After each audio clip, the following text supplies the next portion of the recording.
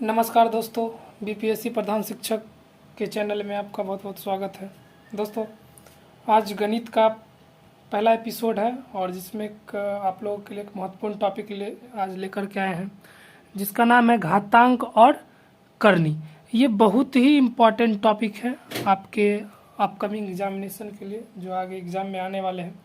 जिसमें देखेंगे पहला आता है घातांक और करनी। बहुत कन्फ्यूजन होते हैं, बहुत से ऐसे अभ्यर्थी हैं जो घातांक और करनी को एक ही समझते हैं, किंतु ये दोनों अलग अलग चीज़ें हैं, अलग अलग टर्म है। इंग्लिश में इसको घातांक को जो है एक्सपोनेंट कहा जाता है और करनी को सर्ड्स कहा जाता है। तो देखते हैं घातांक क्या होता है। इसका इंग्लिश एक्सपोनेंट घातांक होता है यदि किसी पूर्ण संख्या a को m बार गुना किया जाता है तो गुणनफल a का m का घात प्राप्त होता है। इसका मतलब हो गया कि अगर किसी भी आप एक संख्या लेंगे जो पूर्ण संख्या होना चाहिए। पूर्ण संख्या क्या होता है? तो प्राकृतिक संख्या के परिवार में, समूह में अगर जीरो को आगे लगा दिया जाता है तो पूरे समूह जो बनता है वो बनता है पूर्ण संख्या का समूह। तो इसको देखेंगे दोस्तों, अगर कोई पूर्ण संख्या है जैसे a multiply a multiply a multiply a, मैंने क्या कहा कि पूर्ण संख्या को m बार गुना किया जाए, अर्थात a को अगर 4 बार गुना किया गया, इसका मतलब है कि a गुण पावर 4 हो जाएगा। 1 2 3 4, देखिए दोस्तों a का पावर 4 हो गया। सिमिलर अगर उसी प्रकार से हम p के बारे में करेंगे, p गुने dot dot dot n times रहेगा। कितने टाइम से मल्टीप्लाई दोस्तों? n टाइम्स, मतलब n बार। तो जब ये n बार होगा तो इसको लिखेंगे p का पावर n। दोस्तों ये n बार है, यानी कि n बार उसको गुना किया गया है।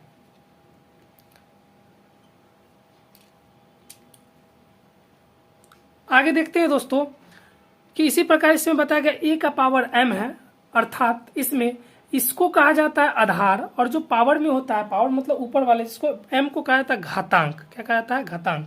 यहाँ पे m को कहा जाएगा घातांक और a को कहा जाएगा आधार। अगर आपसे एक प्रश्न से पूछा जाए कि 3 का पावर 5 है, तो बताइए कि इसमें जो है आधार क्या है और घातांक क्या है। तो आप बताएंगे आधार जो है क्या हो जाएगा, ये नीचे वाले को आधार कहेंगे जो 3 होगा, और घातांक 5 कहेंगे। इस प्रकार से आप आसानी से घातांक को पहचान लेंगे, घातांक क्या होता है और आधार क्या होता है।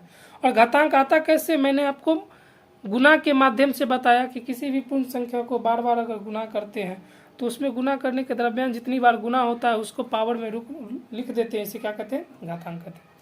मैंने पहले ही बताया कि घातांक और करनी में अंतर होता है, तो मैंने आप लोगों को घातांक सिखाया। और अगला जो टॉपिक है वो करनी से रिलेटेड है। देखिए करनी का जो इंग्लिश होता है वो सर्ड्स होता है।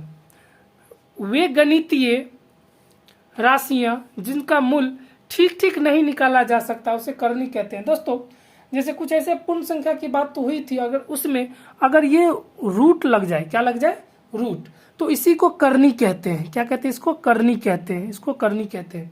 तो इसमें एक चीज दिया गया है कि मूल ठीक ठीक नहीं निकाला जा सके। तो दोस्तों यहाँ पर √2 लिखा हुआ है, करनी के रूप में लिखा हुआ है, √3 करनी के रूप में लिखा हुआ है, लेकिन यहाँ पे √4 का वैल्यू जो है हम लोग जानते हैं वर्गमूल के माध्यम से √4 का वैल्यू 2 होता है, तो इसलिए इसे करनी के माध्यम से लिखा गया तो है, लेकिन इसका वैल्यू 2 होगा, इसको 5। अच्छा, इसमें जो होता है, अब इसमें देखेंगे अगला जो पॉइंट है मिश्र करनी। मिश्र करनी क्या होता है? आगामी जो आने वाली एग्जाम है, बहुत सारे ऐसे एग्जाम में है आपको हिंदी की भाषा में फंसाने का प्रयास करेगा, लेकिन आपको क्या करना है, उससे पहले सजग रहना है। इसलिए यहाँ पर आपने तो करनी पढ़ लिया, घातांक भी पढ़ लिया, लेकिन मिश्र करनी भी उससे रिलेटेड है। मिश्र करनी क्या होता है इसके बारे में जानिए। मिश्र करनी जो होता है, जो करनी किसी परमेय संख्या में करनी से गुना करने पर प्राप्त होता है उसे मिश्र करनी कहते हैं। इसमें 2 बातें आ रही है। करनी तो आप समझ रहे हैं, परिमेय संख्या। दोस्तों वैसी संख्या इधर थोड़ा सा देखेंगे, वैसी संख्या जिसे p/q के रूप में लिखते हैं और जहां q डजंट इक्वल टू 0, यानी q 0 के बराबर नहीं हो। अगर आपका q 0 हो जाएगा तो ये अपरिभाषित हो जाएगा। गणित में डिनोमिनेटर में, यानी कि जो भिन्न होता है उसके अंश और हर होते हैं। ऊपर वाले पार्ट को अंश कहते हैं, नीचे वाले पार्ट को हर कहते हैं। हर अगर आपका 0 हो रहा है, इसका मतलब है कि आपका जो पूरा भिन्न है वो क्या? अपरिभाषित हो गया है। इसलिए पहले से कंडीशन दिया जाता है कि q जो है वो 0 के बराबर नहीं हो। और इसमें दिया गया परमेय संख्या जो है तो इसमें कहा गया है कि परिमेय संख्या गुना करने पर इसमें एक तो परिमेय संख्या होना चाहिए और एक कोई भी संख्या हो सकता है। जैसे आप बोल सकते हैं प्राकृतिक संख्या बोल सकते हैं, प्राकृतिक संख्या जो होता है गिनती की संख्या को प्राकृतिक संख्या कहते हैं। जैसे आप एग्जाम्पल में 1 2 3 4 डॉट इन्फिनाइट तक जाता है, अब अनंत तक जाता है। तो एक चीज देखेंगे कि इसमें प्राकृतिक संख्या है या फिर आप पूर्ण संख्या भी ले सकते हैं, भिन्न भी ले सकते हैं, यानी किसी भी करनी वाले नंबर के साथ अगर क्या कर सकते हैं, किसी भी संख्या को गुना कर देते हैं तो वो क्या बन जाता है, हमारा मिश्र करनी बन जाता है। दोस्तों एक चीज नोट करके यहाँ पे लिख लीजिएगा, ध्यान रखिएगा कि ऐसा नहीं कि करनी यहाँ पर 3 करनी तो है, अगर फिर से अगर 3 करनी से गुना कर देते हैं तो यहाँ पे करनी बचेगा ही नहीं, इसका वैल्यू 3 हो जाएगा। तो ये सेम करनी नहीं होना चाहिए, इसको थोड़ा सा ध्यान रखना है यहाँ से, अदरवाइज ये मिश्र करनी कहलाएगा। और देखते हैं दोस्तों घातांक के नियम जो है, कुछ नियम दिया गया, इस नियम के माध्यम से आप बड़े डिफिकल्ट क्वेश्चन को आसानी से बना सकते हैं अगर आपको यह क्वेश्चन जो है इस नियम को ध्यान में रहेगा तो दोस्तों पहला जो नियम है वो दिया गया है x का घातांक m और y का घातांक m, इसमें दोनों के बीच में गुना लगा हुआ है दोस्तों, गुना लगा हुआ है। जब गुना लगा हुआ है और x और y अलग अलग चर राशि है, चर और अचर पढ़े होंगे तो यहाँ पे चर राशि है, तो x का पावर m गुने y का पावर m, तो इसको हम सम्मिलित रूप से ऐसे लिख सकते हैं x गुने y और दोनों का पावर 1 कर दें, सॉरी m कर देंगे। यहाँ पर आप उदाहरण के तौर पे ऐसे समझ सकते हैं कि अगर आपको ऐसा दिया गया है कि 5 का पावर 3 गुने 2 का पावर 3, देखिए दोस्तों सिमिलर है, x के जगह पे 5 रख दिए, y के जगह पे 2 रख दिया, दोनों के m का वैल्यू देखिए दोनों सेम है। अगर ऐसा अगर आपके पास आता है तो कुछ नहीं करना है, जो आधार है दोनों का, दोनों को गुना कर देंगे और क्या पावर जो है उसको रख देंगे। तो देखिए तो क्या हो जाएगा कि 10 का पावर 3 है, तो भाई साहब 10 गुने 10 गुने 10 करेंगे तो इस पे सीधा से 3 जीरो डाल देंगे, 1000 हो जाएगा। मैं ऐसा करता हूँ कि अभी जो मैं समझा रहा हूँ आपको समझ में आ रहा होगा, अगर नहीं समझ में आ रहा है, अगर थोड़ा भी किसी प्रकार की कठिनाई हो रही है तो आप कमेंट के माध्यम से हमें बताएंगे, मैं उसे समाधान करने का प्रयास करूंगा। दोस्तों अगला क्वेश्चन देखते हैं, अगला जो रूल है, नियम है, उसको देखते हैं। x का पावर m गुने x का पावर n, यहाँ पर देखिए यहाँ पर दोनों बेस समान है यानी आधार समान है और पावर क्या है अलग अलग है और गुना में है। तो क्या करते हैं कि दोनों बेस को एक कर देते हैं और पावर को जोड़ देते हैं। देखिए इसको उदाहरण के माध्यम से कि 5 का पावर 3 गुने 5 का पावर अगर 4 कर देते हैं, अगर इसका ओवरऑल निकालेंगे तो दोनों का देखिए आधार सेम है और करनी घातांक क्या है अलग अलग है। तो इसको ऐसे करेंगे 5 का पावर 3 प्लस 4 तो कर सकते हैं, बताइए समझ में आ रहा होगा, हाँ ठीक है। आगे जो होगा 5 का पावर दोनों को जोड़ देंगे 9, हो गया हमारा आंसर तैयार है। चलिए अब आता है 3 नंबर, x का power m divided by x का पावर n। दोस्तों सेम दूसरा नंबर के जैसा ही तीसरा नंबर है, इसमें जो है दूसरा नंबर में क्या दिया गया था कि गुना किया गया था, लेकिन इसमें जो भाग की क्रिया किया गया था, भाग की क्रिया में क्या होता है कुछ नहीं करना है, इसमें जो दूसरा नंबर में प्लस था तो यहाँ माइनस कर देंगे, बस हो जाएगा। लेकिन दोस्तों एक चीज और ध्यान रखना है, ध्यान ये रखना है कि जो हम m का जो है जो पहले लिखाएगा वो बड़ा होना चाहिए और बाद वाला छोटा होना चाहिए। अगर ये उल्टा हो जाएगा, देखिए ये कंडीशन यहाँ कहा जाता है m is greater than n, अर्थात m जो है n से बड़ा हो, यानी कि अगर m का वैल्यू हम 8 रखते हैं, n का वैल्यू 6 रखते हैं तो क्या होगा यहाँ पर, तो 8 माइनस 6 जो है 2, यानी कि मेरा आने वाला m माइनस n का जो वैल्यू है हमेशा पॉजिटिव संख्या है। अगर नेगेटिव संख्या आता है तो इसका नियम बदल जाता है, तो इसको थोड़ा सा ध्यान में रखेंगे। तो देखते हैं x का power m divided by x का पावर n, जो x का m माइनस n होगा, ठीक है यहाँ तक। अगला है, अब देखिए दोस्तों यहाँ पे इसका उदाहरण मैं समझाता हूँ, तीसरा नंबर का उदाहरण देखेंगे, थोड़ा सा दिख रहा है आप लोगों को, हाँ ठीक है।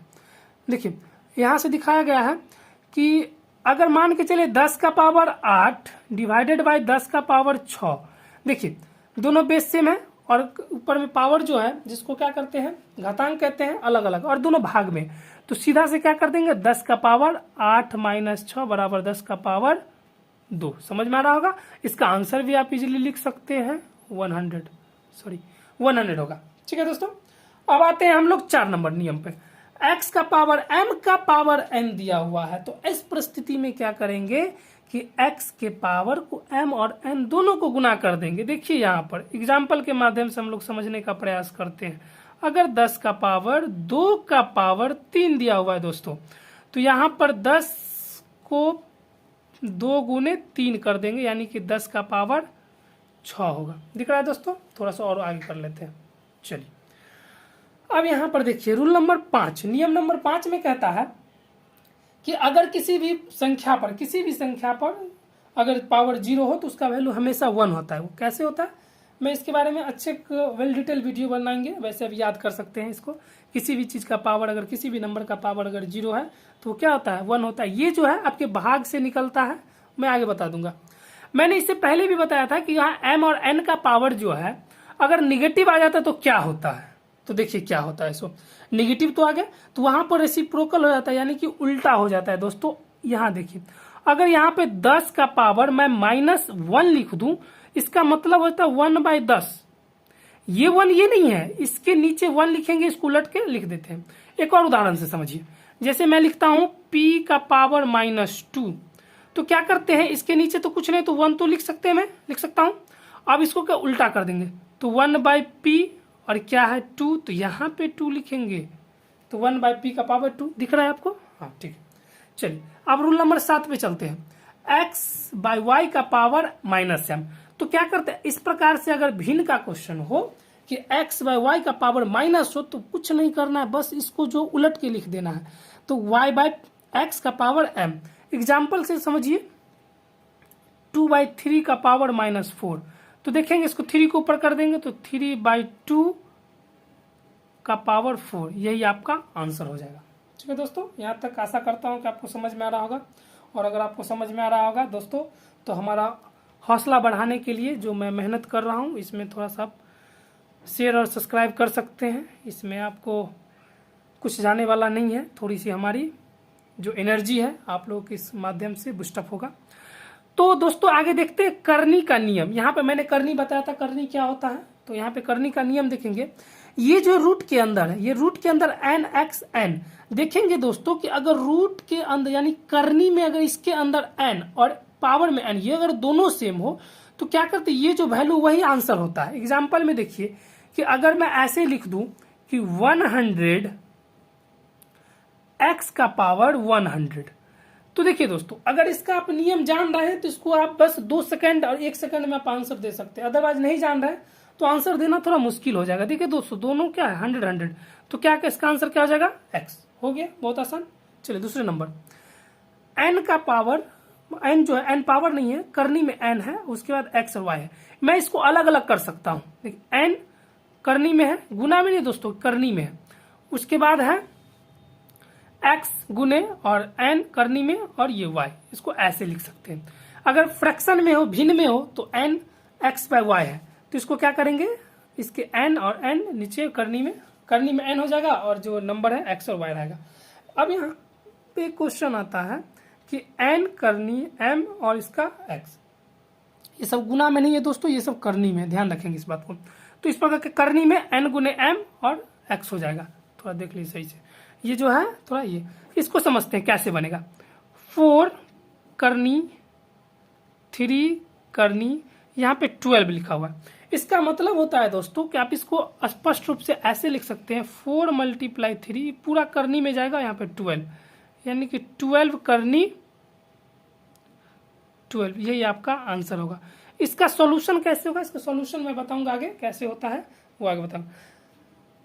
आशा करता हूं दोस्तों कि आपको ये वीडियो पूरा समझ में आया होगा। अगर जहां पे कोई परेशानी होगी तो आप हमें कमेंट के माध्यम से बताएंगे और शेयर सब्सक्राइब करेंगे और लाइक भी कर देंगे। धन्यवाद दोस्तों।